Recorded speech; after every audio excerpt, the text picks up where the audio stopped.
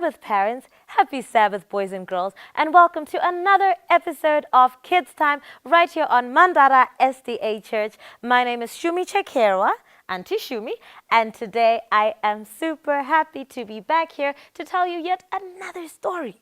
Now today our story is coming all the way from Malawi, and it is about a little girl called Jane.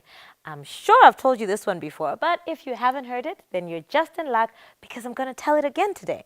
Now, little Jane was a beautiful little girl. She stayed in Malawi with her mommy and her daddy and her two older sisters. Oh, Jane had the biggest beautiful afro, and she had beautiful brown eyes and lovely chocolate dark skin. Everywhere she went, her mommy and daddy were being told, "Wow, your child is so gorgeous. Wow, your child is so beautiful." No matter where she went, Jane was being complimented. Jane was a beautiful, beautiful little girl, and her older sisters were just as beautiful. Now, one little problem with Jane was that she loved taking people's things without their permission. Oh, Jane would walk into your room and just take a chocolate bar she found. She would walk into mommy's, daddy's room, take his favorite pen and not return it. She would go take her sister's favorite scarf and, just be like, whatever. She would take people's things without their permission. Mommy and daddy would always tell her, "Jane, you need to stop this nonsense, okay? When you want something, you must ask for permission first." But Jane didn't do that. Jane did the exact opposite. So Jane found a solution. What she would do is she would take someone's thing and then use it.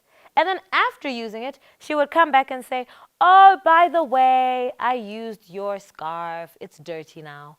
Oh, by the way, I ate your chocolate that was in the fridge. Oh, by the way, I got into your room and took your hairbrush and I can't find it."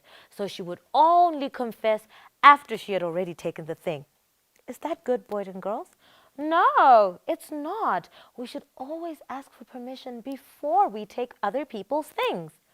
Now, one particular day, Jane was there in her sister's room. She was snooping around, trying to see what's happening.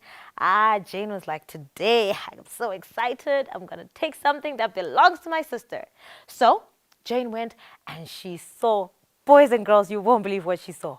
She saw a big chocolate bar. Oh, she was so excited. All this chocolate, yes, it was in her sister's bag and it belonged to her sister, but she decided to take it anyway. So she picked up the chocolate bar and she went to her room and she closed the door. Oh, little Jane opened this chocolate bar. She didn't even read what was written on the chocolate. She didn't even care. It was chocolate time for her. She ate the chocolate and ate the chocolate and ate the chocolate.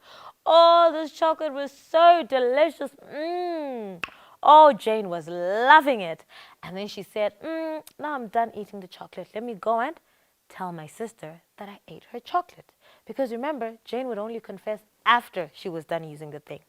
So as she was walking, trying to go to find where her sister was, Jane suddenly felt her face was itchy. A rash was breaking out. She didn't know what was happening over there. Oh, and then all of a sudden her throat started to swell. And she wasn't sure what was happening. She tried to say, "Help, help," but she couldn't breathe. And before she knew it, Jane was unconscious, boom, on the floor. When her sister heard the big boom, her sister ran out and wanted to see what's happening. She saw that Jane was lying on the floor. Oh, her sister quickly called mommy and daddy and they rushed Jane to the hospital. And Jane got a big injection, this big. The doctor told them that Jane had eaten the chocolate that had traits of peanuts. And Jane was allergic to peanuts, so she couldn't eat them. Oh, Jane was so sad because now she had to be at the hospital and it was going to be her best friend's birthday party. But she had to miss it because she had to stay in hospital. What does this story teach us? This story teaches us that we should always, always ask for other people's permission before we take their things. We shouldn't just take anyone's things and say, I'll tell them later. It's just a pen, it doesn't matter. Even the smallest things that we use, we should always ask for permission before we use. This story also teaches us that we shouldn't go snooping around in other people's things. We spoke before about respecting other people's privacy. We must make sure that we always remember to do that. Also, the story teaches us to be loving brothers and sisters, just like Jane's sister who rushed to call for help. When we see someone in trouble, we should always get an older person, a teacher or an elder or a parent to help us so that we can get this person to the doctor as soon as possible. Let us pray. Dear Jesus, thank you so much for loving us. Thank you for reminding us today that you don't want us to take other people's things without their permission. Lord, please help us to overcome the temptation of stealing other people's things, even if we feel that it's okay or it's justified. Please help us to always ask for permission and to always respect other people's privacy. We love you, Jesus. In Christ's name I pray. Amen.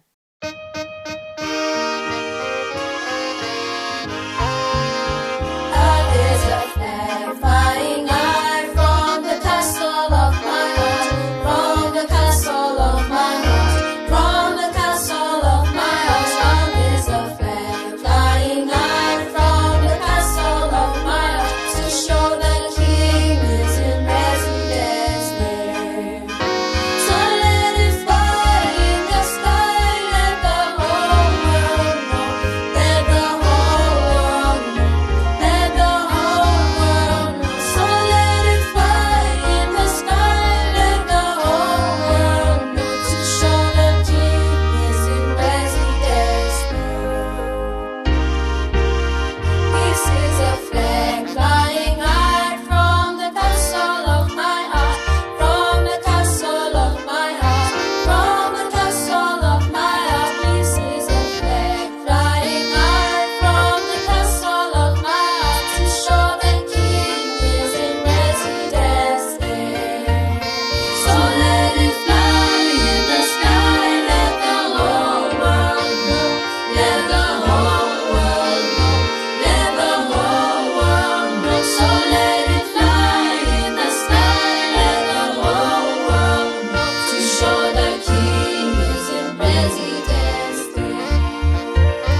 Raise a flag flying high from the castle of my heart, from the castle of my heart, from the castle of my heart. Raise a flag flying high from the castle of my heart to show that King is in residence there. So let it fly in the sky, let the whole world know, let the whole world know, let the whole world know. So let it fly in the sky, let the whole world know, to show that King is in residence there.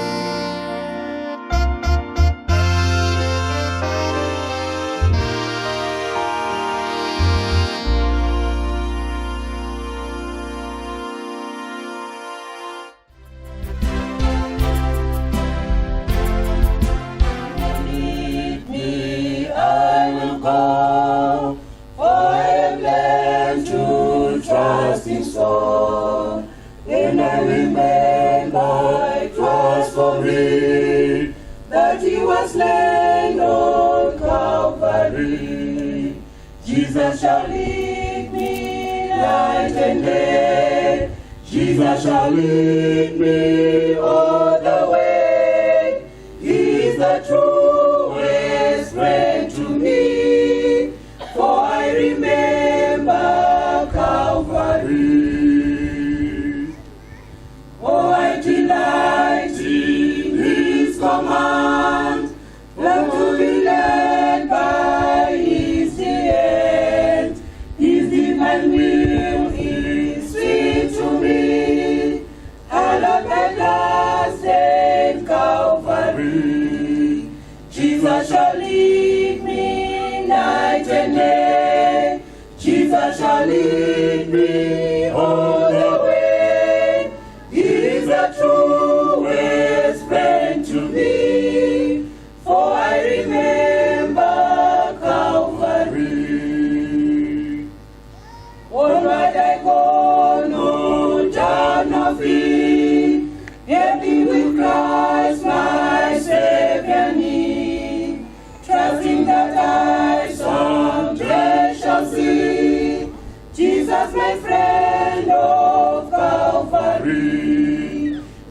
Jesus shall lead me night and day. Jesus shall lead me all the way.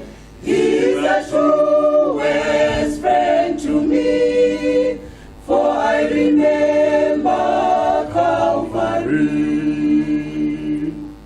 For I remember Calvary. Msorenya unosinoti vanakomana vaMwari nevanasikana vevanhu. Genesis chapter 6 verse 1 na 2. Genesis chapter 6 verse 1 na 2. Verenga. Verse 1. Zvino vanhu vakati votanga kuwanda panyika, vachiberekerwa vanasikana, vanakomana vaMwari vakaona vakunda vavanhu vakanaka, vakazvitsawirira pakati pavose vavakada kuva vakadzi vavo. Alright, ndo patatora musoro wenyaya yedu. Zvino vanhu vakati votanga kuwanda panyika, vachiberekerwa vanasikana, vanakomana vaMwari vakaona vakunda kana kuti vakaona vanasikana vevanhu kuti vakanaka, vakanozvisarudzira vavakada pakati pavo kuti vave vakadzi vavo. Vanakomana vaMwari vakaona vanasikana vevanhu kuti vakanaka, vakasarudza vavaida kuti vave vakadzi vavo. Pane dzidziso imwe yandakanzwa iri very popular inoti iyo zvakaitika apa ndezvekuti ngirozi ndo dzakauya dzikaroora vanhu. Kureva kuti kuna vanhu vanodzidzisa kuti vari kunzi vanakomana vaMwari apa ingirozi dzakatarisa panyika dzikaona kuti paita vanasikana vakanaka, dzikauya panyika dzikaroora, dzaroora vanhu panyika, pakazvarwa vanhu vaiva magiants kana pavhesi ya 4. I have heard this kwakawanda, but toda kutangira ipapo kuti tibvunze kuti vari kunzi vanakomana vaMwari apa ndivanani, vari kunzi vanasikana vaMwari apa ndivanani. Tikatadza kupindura mubvunzo iwoyo, even nemharidzo yanhasi hapana. Saka tichaenda kuna Mateo chapter 22, toda kuverenga vhesi ya 29 ne30 ndozotsanangura zvazvaitika mumashure. Pane zvandoda ipapa.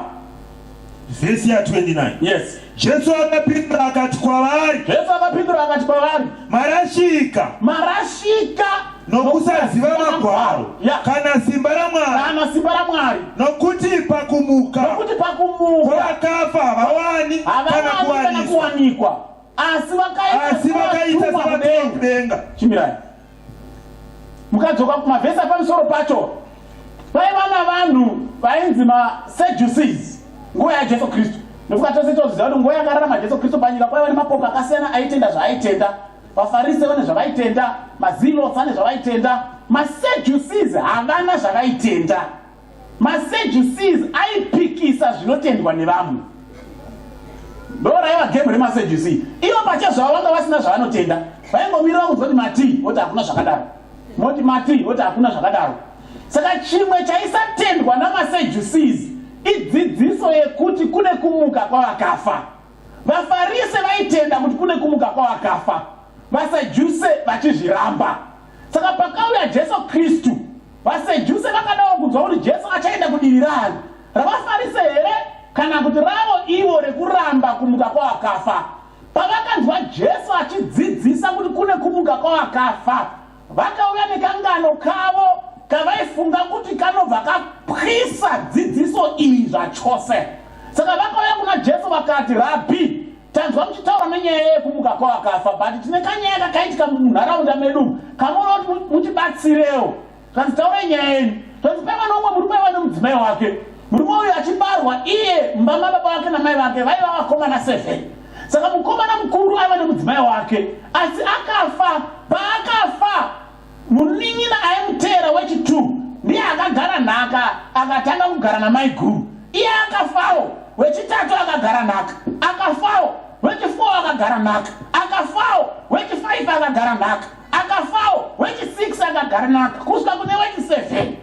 Saka chitiudzai kuti pamuri kuti kune kumuka kwavakafa, pavachamuka varume ava nemukadzi uyu vese vari 7, anenge ari muridzi wemukadzi ndiani? ndo pakapindurwa naJesu pataverenga. Paakatanga nekuti marashika nekuti hamusi kuziva magwaro, kunyange simba raMwari. Nekuti pakumuka vanenge vaita sevatumwa, havaroorwi. Pointi yatiri kungoda ipapo ndeyekuti vatumwa kana kuti ngirozi hadziroori. Saka ukadzoka pana Genesis chapter 6 iri kuti vanhu vakati votanga kuwanda panyika, nevanasikana vachizvarwa kwavari, vanakomana vaMwari vakaona vanasikana vevanhu kuti vakanaka, vakasarudza vavaida pakati pavo kuti vave vakadzi vavo. Ukanzwa munhu anoti vanakomana vaMwari ingirozi dzakaroora vanhu, anza yako inofanira kutanga nekuti warashika nekusaziva magwaro, nekuti ngirozi hadziroori. No first anza yako iyo. Warashika nekusaziva chinyi? Ngirozi hadziroori. Saka kana ngirozi dzisingaroori, ndivanani vari kunzi vanakomana vaMwari pana Genesis chapter 6? Now, nyaya yepana Genesis chapter 6 haitangiri pa chapter 6, inotangira pa chapter 4. Saka mukaenda verenga chapter 4 verse 1. Yeah. Zvino Adhamu akaziva mukadzi wake Eva. Adhamu akaziva mukadzi wake Eva. Iye ndokutora mimba. Eva akabata mimba. Akapona Kaini. Akazvara Kaini. Akati. Ndawana munhu. Ndichibatsirwa naJehovha. Verse 2. Yes. Akazoponazve munun'una wake Abheri. Abheri wakanga ari mufudzi wamakwai. Abheri aiva mufudzi wamakwai. Kaini wakanga ari murimi wevhu. Verse 3. Yes. Zvino nguva yakati yafamba, Kaini akawana zvibereko zvevhu chive chipo kuna Jehovha, chipo kuna Mwari. Adhamu akaziva mukadzi wake Eva akabata mimba, akazvara mwana, akamutumidza zita rekuti Kaini. Akati, ndawana munhu ndichibatsirwa naMwari. Akazvarazve munin'ina wake Abheri waiva muchengeti wamakwai, Kaini aiva murimi wevhu. Pane zvinhu zviri zvandira kuti mubate. Pakabarwa Kaini pakaiswa comment, pakabarwa Abheri hapana comment. Pakabarwa Kaini pakaiswa comment yekuti ndawana munhu ndichibatsirwa naMwari. Pakabarwa Kaini hapana kuti ndawana zvoumwe munhu. Pane silence. Muchaona kuti it's important patichazoverenga verse 25 na 26. But so far chimbobatai kuti pakabarwa Kaini pakaiswa comment, ndawana munhu ndichibatsirwa naMwari. Panobarwa Abheri tabva tatounzwa kuti Abheri aiva muchengeti wezvipfuwo, Kaini aiva murimi wevhu. Hakuna mwana anoti achingobarwa otomhanya kunochengeta mbudzi. Kureva iko kuti pane nguva yakafamba kubva musi wabarwa vakomana ava kusvikira zvazvigondora zvaitogona kuenda nembudzi namakwai zvodzoka zvakakwana. Ndokusaka vhesi ya3 yati in the process of time. Bhaibheri ringotipa clue yekuti pane zvinhu zvakawanda nemakore akawanda akapfuura pakati peGenesis 4 verse 1 na verse 2. Hazvina kuitika one day zvinhu zviri apa. Panotori nenguva yakareba. Ipapo ndo panoda kuti pajeke. Why? Because makore ese iwayo atiri kutaura zvinoreva iko kuti pane zvaiitika mukukura kwevakomana ava vari 2. Kana ndichiti pane zvaiitika, ndiri kureva kuti pane zvavaidzidziswa nevabereki vavo. Because pamunoverenga vhesi ya3 nevhesi ya4 inongotiudza kuti nguva yakati yapfuura, Kaini akatora zvimwe zvokumunda kwaaifarira kurimako akauya ape sechipiriso kuna Mwari.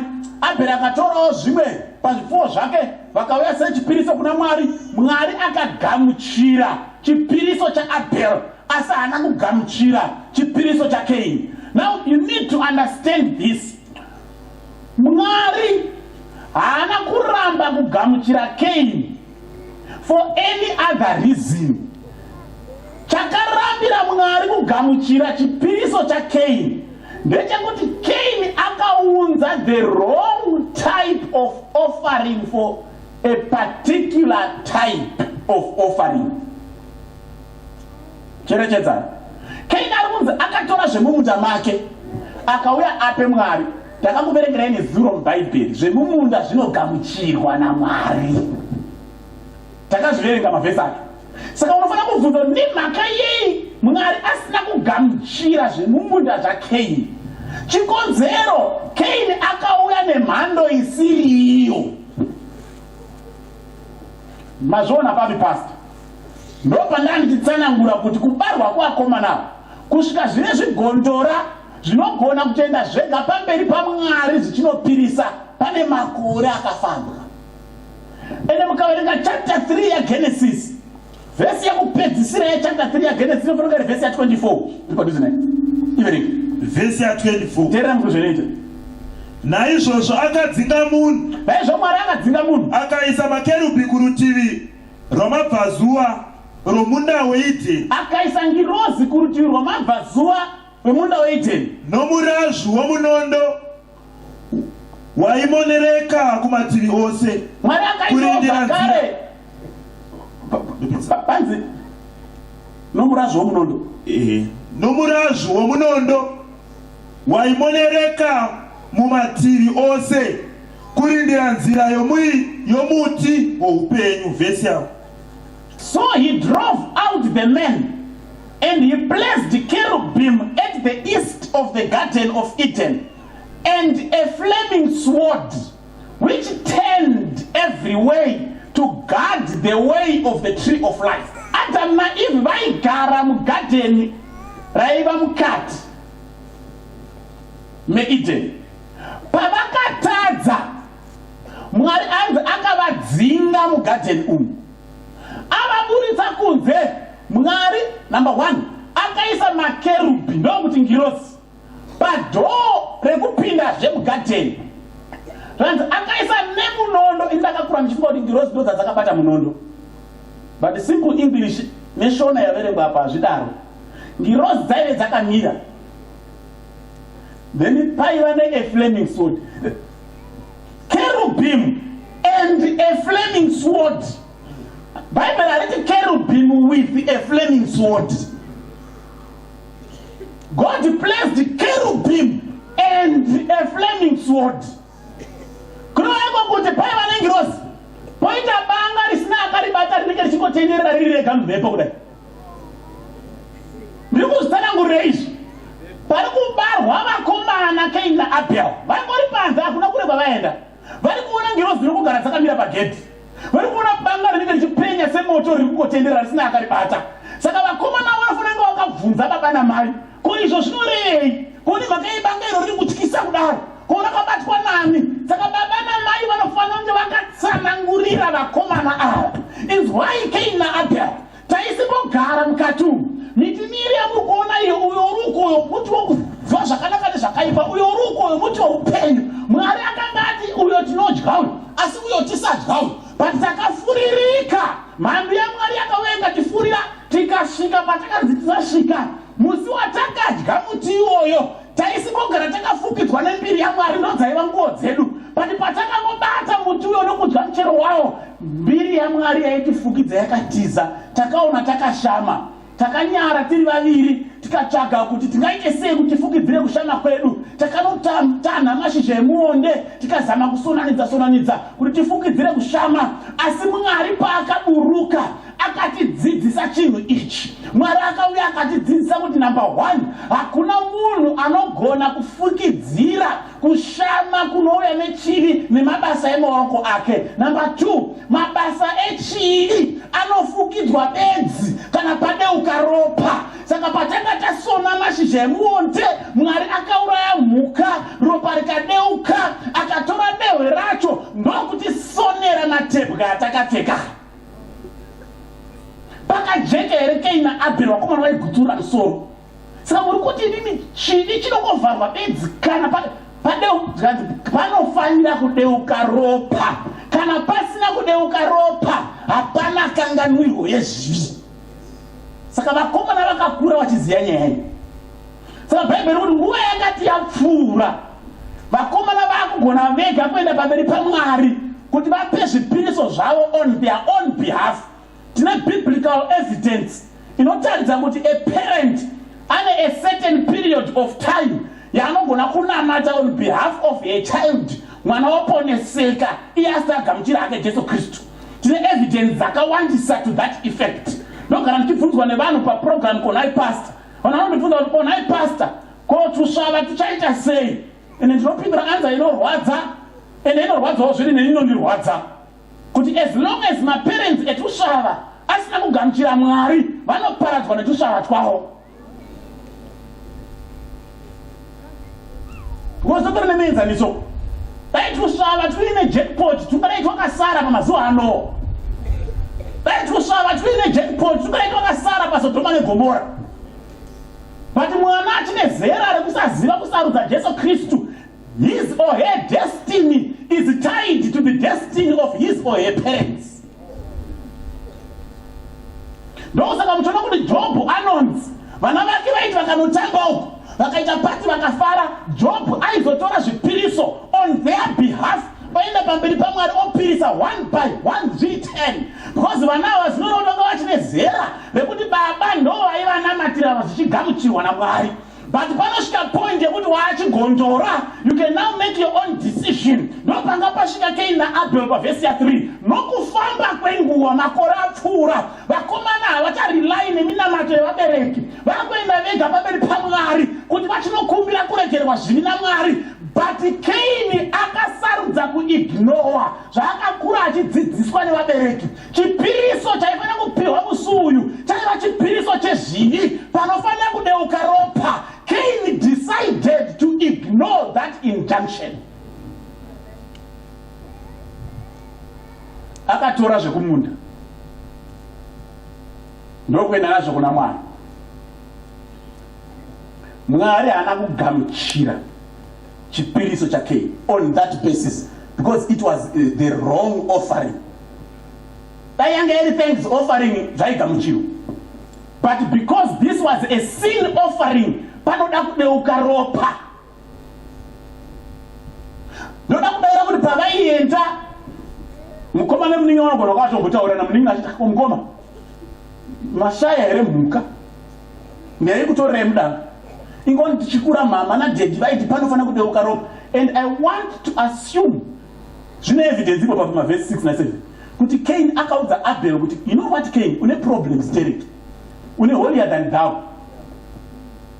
Iwo ndo zvinonga ndone mutsvene chete zvakwambo zvipedzera unondudza zvangu. Ende tine maKristu akadaro panapa havadi kutsiurwa. Regai kutaurira vanhu vaMwari, Mwari haana kuti ngirozi ndo dzichatsiura vamwe.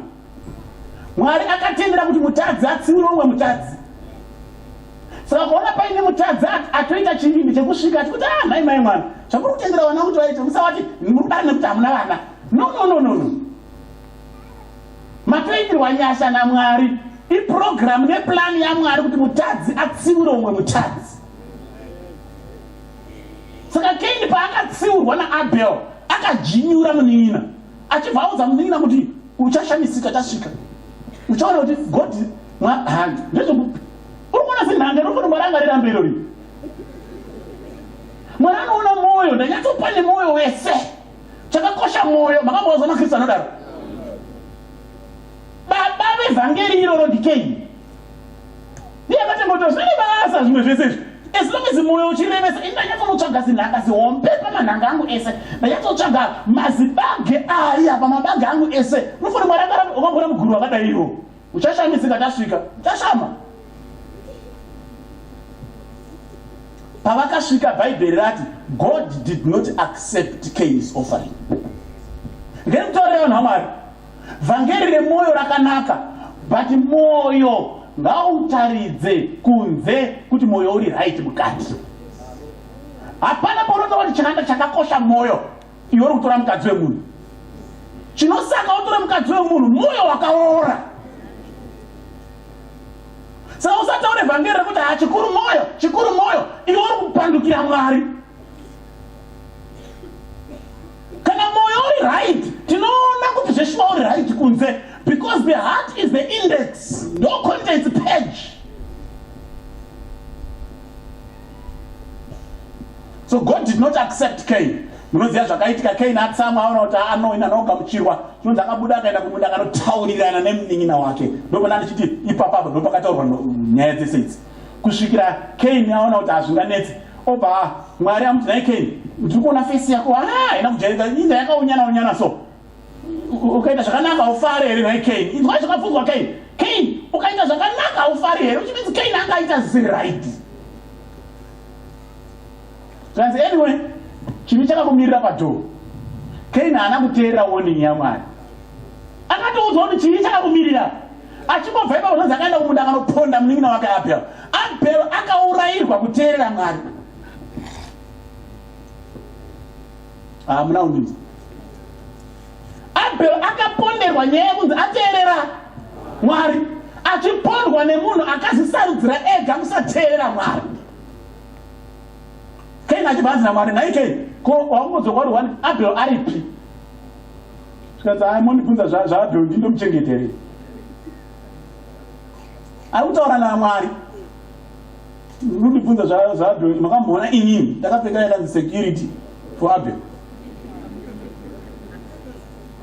Mwari, anyway, ndanditokubvunza hangu ndida kuona kuti uri kuacknowledge here zvawaita, kwete kuti handisi kuziva zvawaita. Ropa iro romunun'una wako riri kuchema. Now teererai vanhu vaMwari, teereresai.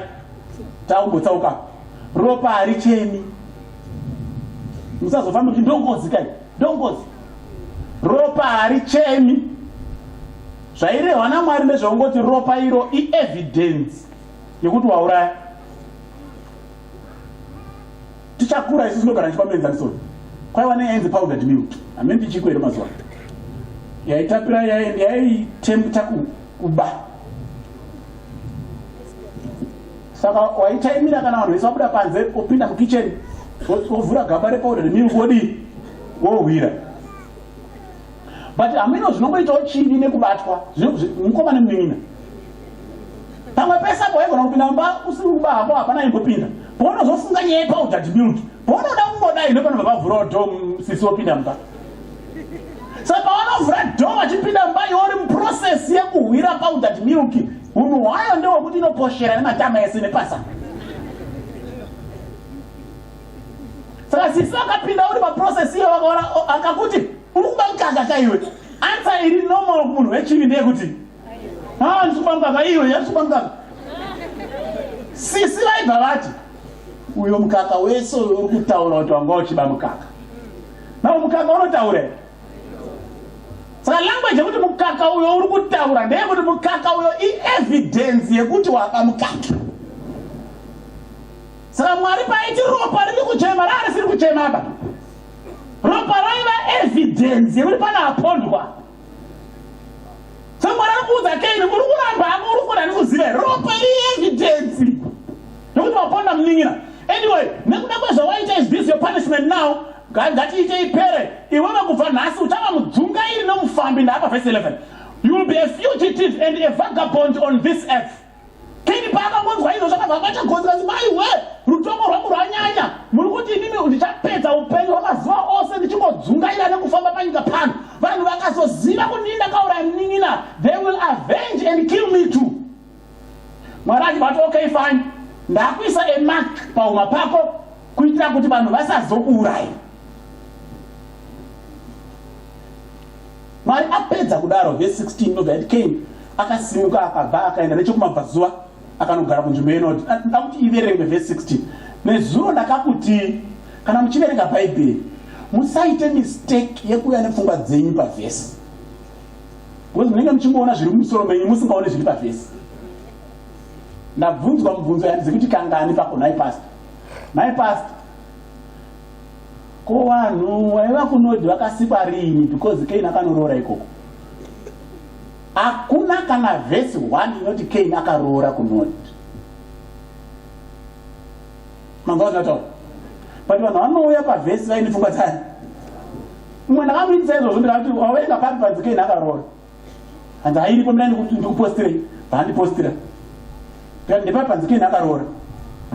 Haiverenge zvese pastor. Ndotika ndoda pakanzi Cain akaroora. Basi ndiso biveringere inoti ndikati ngepapi pakanzi Kaini akaroora. Satira kuyerenga verse 16 ne 17. Verse 16. Ipapo Kaini wakabva pamberi paJehovha akandogara panyika yeNoti kumapazuva kweEdheni. Kaini akaziva mukadzi wake akatora mimba akapona iNoti. Chimira.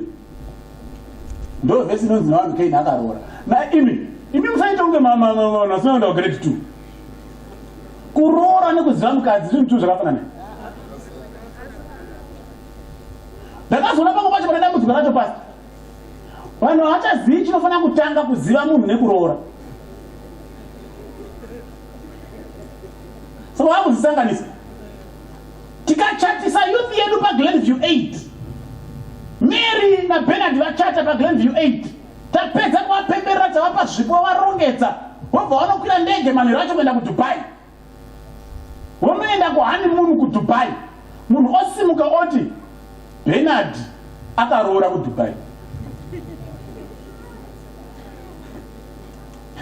Munoti ataura izvo munoti kuDubai kwaanoitwa chii? Honeymoon. Kaini akaziva mukadzi wake kuNoti. Bhaibheri raso Kaini akaroora kuNoti. Wazi unoziva munhu waroora. Nodambudziko rine vanhu hamuchazivi chinofanira kutanga. Kana Kaini akasimuka achienda kuNoti akaziva mukadzi wake kuNoti, it means Kaini anga adii? Anga atoroora. Saka muchine nharo dzokuti akamuona mukadzi wake.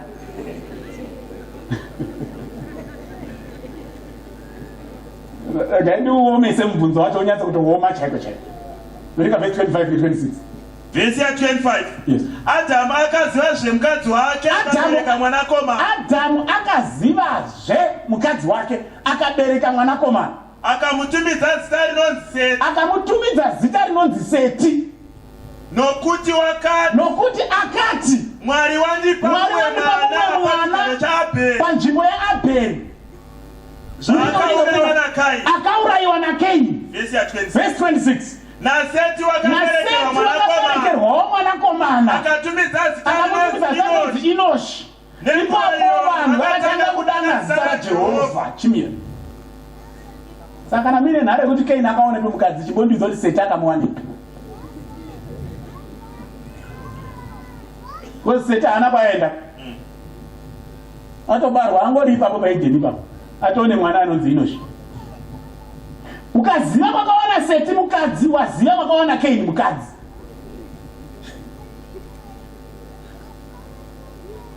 Ziripo vanhu vaMwari. Chapter 5 verse 4 yaGenesis. Chapter 5 verse 4. Yes. Mazuva Adamu kuberekwa kwaSeti, shure kwekubarwa kwaSeti, akanga ari makore ana mazana masere. Akararama 800 years after the birth of Seth. Akabereka vanakomana navanasikana. Adamu akabereka vanakomana nevanasikana. Verse 5. Chimira.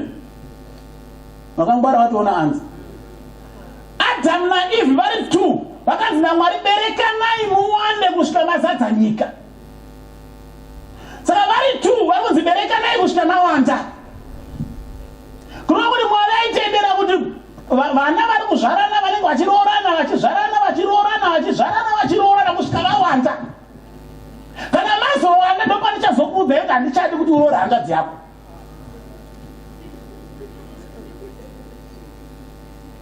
Saka mukaverenga Exodus chapter 2 verse 1 very clear. The son of Levi married the daughter of Levi. Mwanakomana waRevhi akaroora mukunda waRevhi. Vanhu vari kutaurwa ivavo ndivo baba namai vaMozisi. Moses' father and Moses' mother vese vaiva vana vaRevhi. Saka mai nababa vaMozisi dzaiva hanzvadzi nehanzvadzi. Ndiri kungokupuruvhirai kuti Kaini asati asimuka pamba anga aroora hanzvadzi yake. Because Adamu aiva nevanasikana. Pakanosvika kuNoti, he then had his honeymoon kuNoti. Saka musazonyengedzwe kuti Kaini akaroora. Hakuna vhesi inoti Kaini akaroora kuNoti. Kaini akaziva mukadzi wake kuNoti. Ndofunga tapa aina. manzwa here pataverenga verse 25 kuti yati Adamu akazivazve mukadzi wake akabara mwana mukomana akamutumidza zita rinoti Seti nokuti wakati. Ndamuudza kuti pakabarwa Abel hapana comment, pakabarwa Cain pane comment, pakabarwa Abel hapana comment, pakabarwa Seti pane comment. So it's very important. What is the comment saying? Ndawana umwe mwana atsiva nzvimbo yaAbel akaurayiwa naCain. Chii chiri kuitika? Adamu naEva pachapter 3 verse 15 vakaudzwa kuti pachauya mwana mukomana achatswanya muvengi wenyu musoro. Saka Adamu naEva vari kurarama netariro yekuuya kwemwana mukomana. Pakabarwa Cain vakafunga kuti pamwe ndiye, paakaona aponda Abel vakaona kuti handiye. So they were living with the hope of a male child who will bring in the Messiah. Messiah achatswanya shato musoro.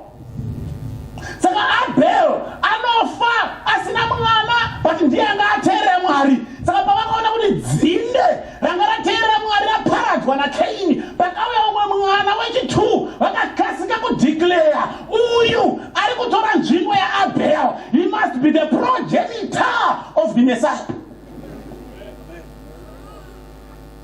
Kana mwana akateerera verse 26 yabva yati iyo mushure mekuzvarwa kwaEnoshi mwana waSeti vanhu vakatanga kudana zita raJehovha.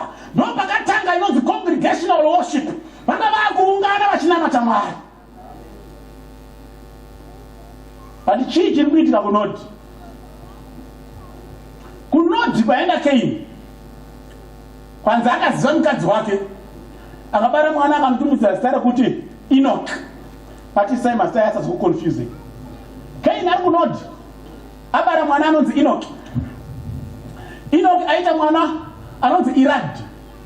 Irad aita mwana anonzi Mehujahel. Mehujahel aita mwana anonzi Methusahel. Methusahel aita mwana anonzi Lamek. Lamek ndiye akava munhu wekutanga kuroora vakadzi 2. The first polygamist recorded in scripture is Lamek, the great grandson of Cain. Haana kugumira ipapo. Lameki mumwe musanodzoka kumba obvaudza vakadzi vake vari 2 Ada naZila. Akati teererai Ada naZila imi vakadzi vaLameki. Kana sekuru wangu Cain vachitsibhuka ka7 nekuti vakauraya munin'ina wavo, ini ndinotsibhuka ka7 times 7 because handiti tsitsi nevanhu vanondimbira zvisina basa.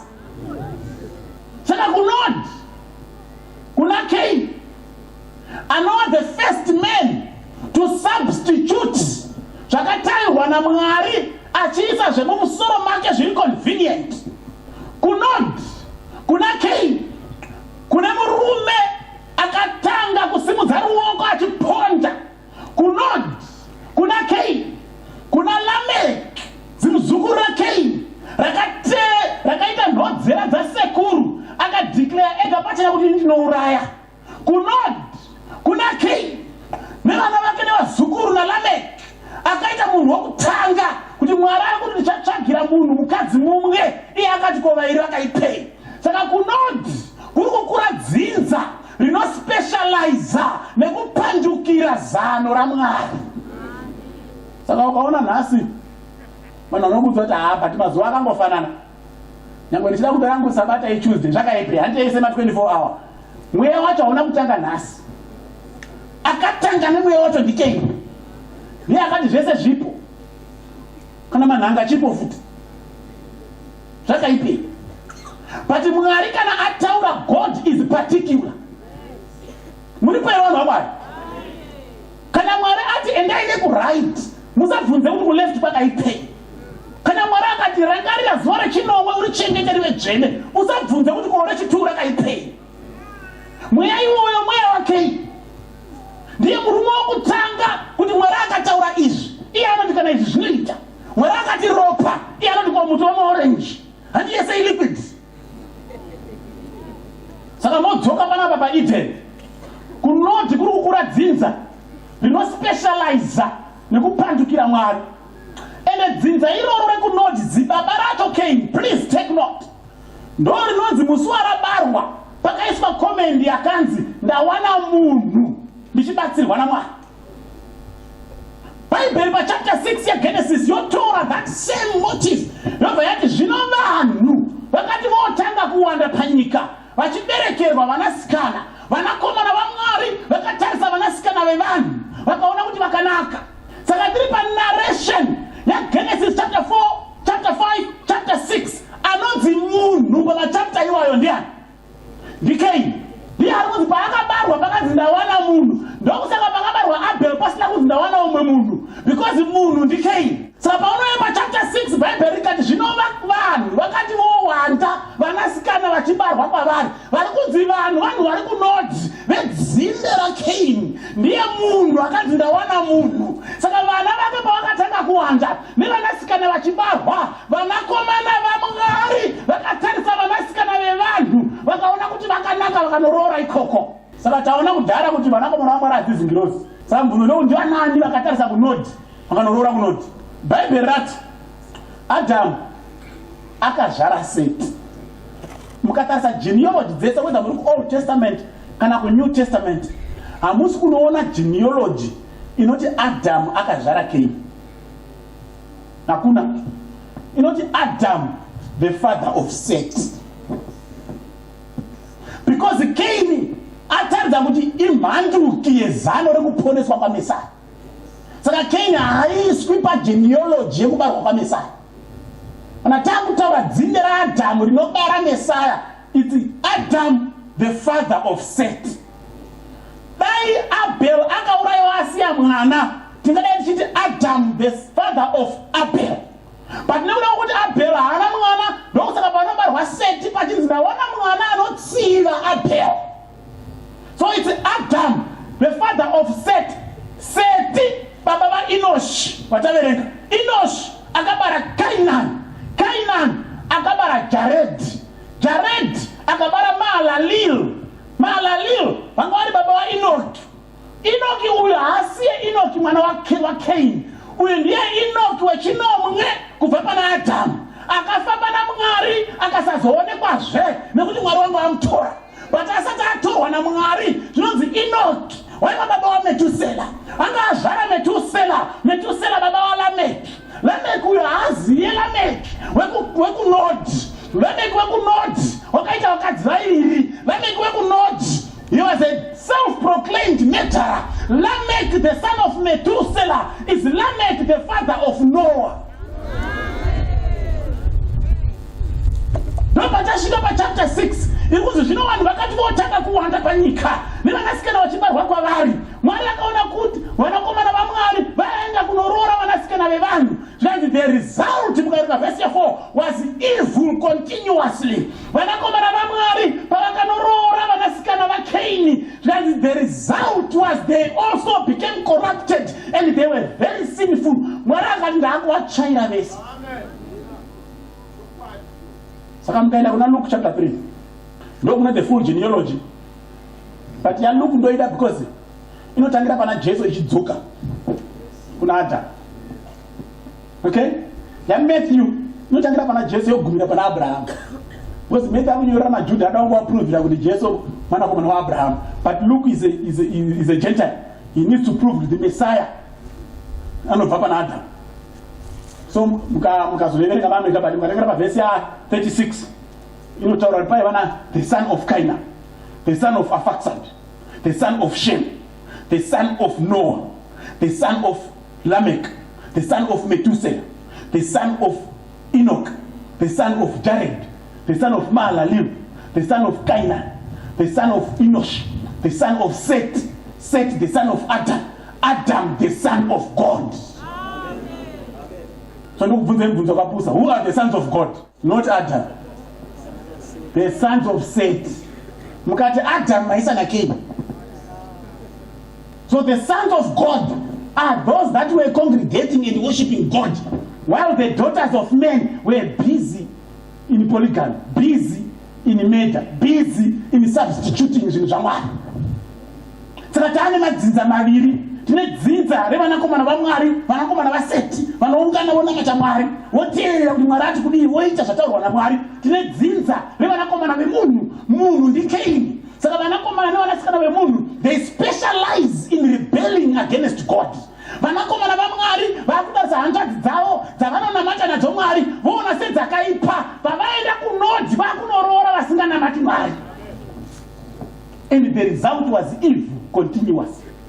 Pastor wakaitaura nezuro wangoti mzee amenda vanhu vakazinzwa kuti chivi chikuru chamungazviitire nekuitira vana venyu kuvapembedza vachidanana navanhu vasingatendi.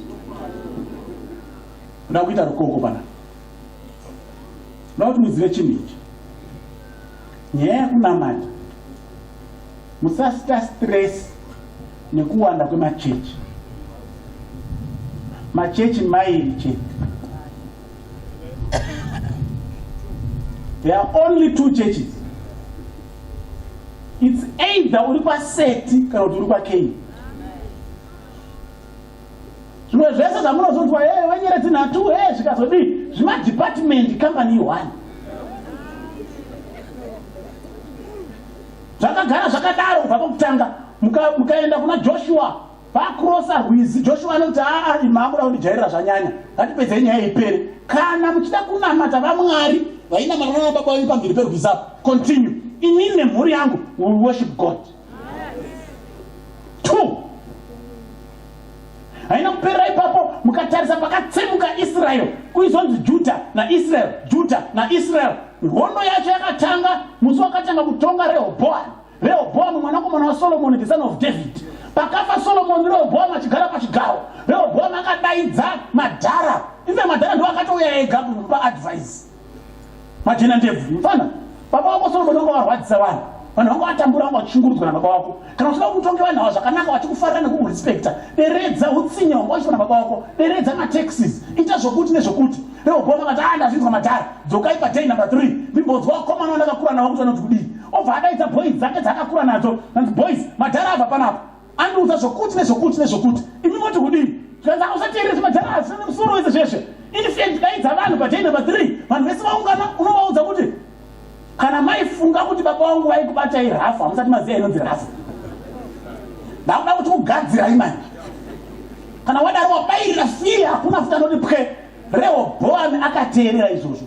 Paakadaidza vanhu after day number 3 achitaura izvozvo, Jeroboam achibva asimuka. Jeroboam achibva ataura kuti inzwai imi Israel, muchasvika rini muchitambudzwa neimba yaDhavhidhi? Kana paine unoda kusara naRehoboam isarai pano, vanoda kutiteera 100. Ndopakatsemuka Israel into 2. 10 tribes dzikaenda naJeroboam, 2 dzikasara naRehoboam. Pakatanga kunzi Israel Judah. Kana maakuverenga nhoroondo yaIsrael, ndopamunotanga kunzwa kuti zvivi zvese zvakaitwa naIsrael, measuring rod yacho was according to the sins of Jeroboam the son of Nebat. Nyangodzi ningi akatonga makore 10 akaita zvakaipa, akateedza nzira dzese dzakaipa paJeroboam mwanakomana waNebat. Saka changa chaane 2 groups muvanhu vaMwari. Mukaverenga Elijah achizosimuka zvanyanya, omuri dynasty yanetsa, Elijah achisimuka, Elijah ari pagomo reKarmel, 1 Kings chapter 18 anodeclare kanzi hai zvanyanya izvi ngatiipedze panapa pagomo panapa. Ini miteere zvamunoda. Kana Baal ari Mwari, nhasi tofanira kubva panapa taakunamata Baal tese. Kana Jehovha ari Mwari, tobva panapa taakunamata Jehovha. Hakuna ari kubva ari pakati. There are only 2 religions. Musanyaperwa. There are only 2 religions. It's either you are for Baal or you are for Jehovah. Haina kuperera ipapo. Kana muchiverenga Isaiah anotaura kuti muchanzwa inzwi shure kwenyu richakunyerera iri chiti, hei nzira fambai mairi. Kana mada kutsauka kurudyi kana muchida kutsauka kuruboshwe ndezvekwaizvi, but nzira ndeiyi, 2 ways. Jesu achiuya ndovadzidzisa the same thing. Musanyengedzwa, nzira impiri ndiJesu. There are only 2 ways. Imwe yacho yakafara inopinda vakawanda asi iri kuenda munoparadzwa. Imwe yacho inhete inopinda vashoma asi iri kuenda mupe. NdiJesu akataura izvozvo. It's Jesus Christ who declared that there are only 2 ways.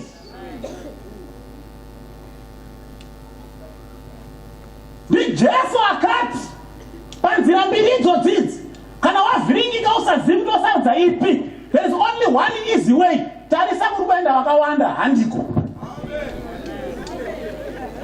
Nozvakataura Jesu. Anoti nzira yakapamhama inopinda vakawanda asi iri kuenda kunoparadzwa. Nete inopinda vashoma asi iri kuenda mupenyu usingaperi. Saka nyange usina vhesi raunoziya unongomira ubata kuti unotsvaga kuti kuri kumhanyirwa ndekupi. Ita opposite uende kuenda vashoma.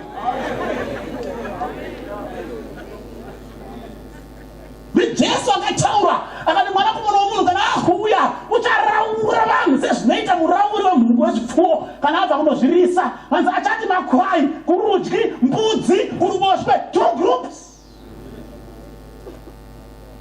Jesu akataura akati musanetseke nezvakawanda, siyai zvikurire pamwe. Pane mapoka mairava, pane sora nembeu. Siyai zvakadaro, tichazviona pakukohwa. Tichatora mbeu toisa mudura, sora toisa mumoto, 2 groups.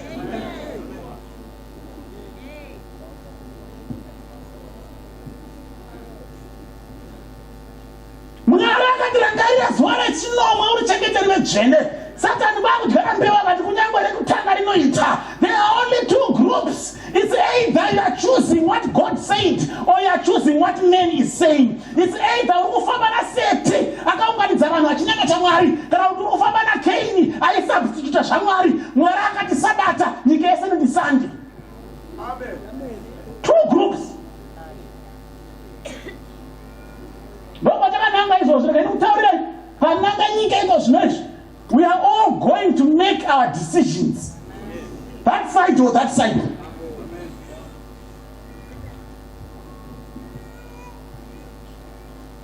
Saka tapedzera takuti either you are for Christ or you are for Satan. Period. Hakuna inotamba nechitatu pazvinhu. Either you are for Seth or you are for Cain. Either you are for God's truth or for error. Ndopataariko zvinezvi.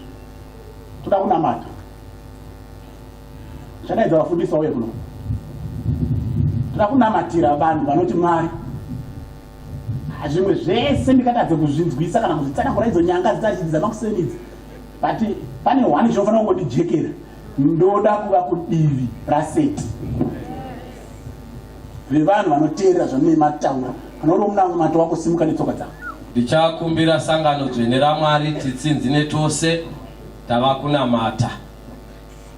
Baba vedu vari kumusha wokumusoro kudenga. Muponesi wedu Jesu muvambi nomukwanisi wokudayira kwedu. Mwari mweya mutsvene manga muri kubata basa pakati pesangano renyu kusvitsa chokwadi ichi kufungwa nehana dzedu. Toda kutendai masikati ano uhu ndiwo uchapupu wokuti muchine hanya nesu. Shoko renyu rinoreva zvokwadi kuti hamufariri kufa kwomutadzi. Munotandaudza nguva kuitira kuti vanhu vatendeuke vauye kwamuri. Vauya kwamuri Mwari. Chichenesai upenyu hwavo. Vapei simba rokukuraramirai vachifamba muhumwe chete nezvamatema pano. Izvi zvazvisi zvekwachirika izvi. Ndezvedenga. Ndezvekuponeswa kwavanhu. Saka panapa Mwari wedu musabvumira kuti pane ivava vamadaidza vakauya kuno kumberi pawanikwe kana mumwe chete zvake anodzokera kumashure. Nokuti simba iri ririmo rinochenesa upenyu hwavanhu. Toda kunamatira zuva ravachapinda mukati medumbu remvura kuti zvivi zvavo zvese zvisukwe, wakaipa anyadziswe. Vachengetei muchanza choruoko rwenyu. Musavasiya vari voga pamusangano pano. Tumirai ngirozi dzenyu dzivarinde, nokuti naidzo dziri mushishi rekumanya kukwira nekudzika kupa maripotsi ezvose zviri kuitika panyika. Tatenda Mwari wedu masikati ano. Komboreraiwo nesangano renyu. Pakati pedu ipapa pachina vamwe vari kugomera, vari kushinyira nechokwadi ichi. Musavabvumira kuti vasimuke vachibva pano vakasindimara moyo, nokuti hamuna kusika munhu aine moyo wakaoma sedombo rinonzi Flint. Tinokutendai Mwari, nyorovesai moyo yedu. Yesu vakatenda kare, tibatsirei tivandudzwe. Pane kuputsika nokupiringishwa kwatinoitwa mukati muupenyu. Patinokuda kwomusangano uno tivandudzei. Maita yenyu pamuchabata basa iri, musakangamwawo vabati vebasa renyu. Muvaitire sekufunga kwenyu nokurunga kwenyu. Takuparadzana nyasha dzenyu nerudo nemutsa zvive nesu dzamara tichinda kunorara. Muzita raJesu tinokunamatai nekusingaperi. Amen. Amen.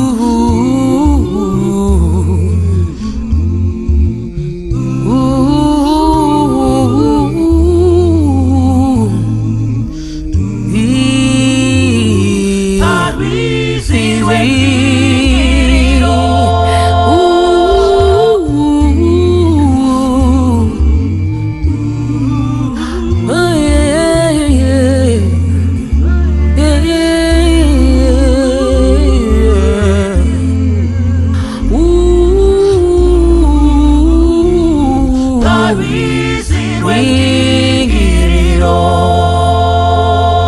inzwa maungira erusununguko emuria maria poneswa inzwa memberero yerusununguko apo parwizi rwendingiriro inzwa maungira erusununguko emuria maria poneswa inzwa memberero yerusununguko apo parwizi rwendingiriro rusarura kandam ticharusiya pasi vatema vachena varombane vapfumi tose tichashandurwa tova murimwe apo parwizi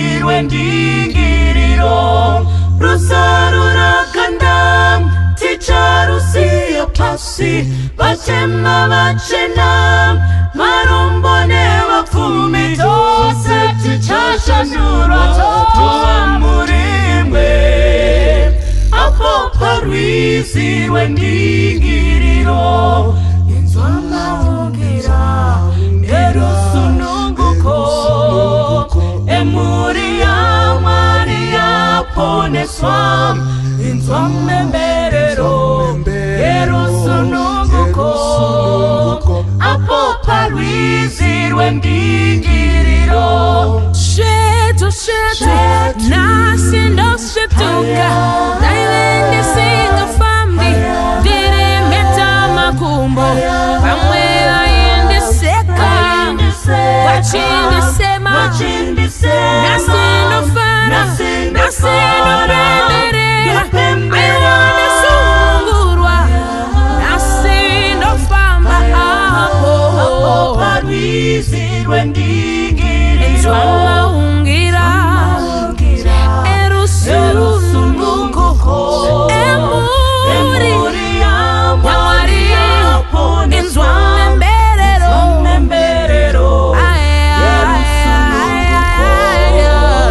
apo parwizi rwendingiriro ndaina shirikati diripanyika ndaingofamba ndichipema vamwela yeneseka vachinditiza nasindofara ndasunungurwa ndafanana na Jesu nasindofara parwizi rwendingiriro mazimambo enyika nemakurukota vakangurumbira nerese vakatapa tose tichashandurwa murimwe Jesu apo parwizi rwendingiriro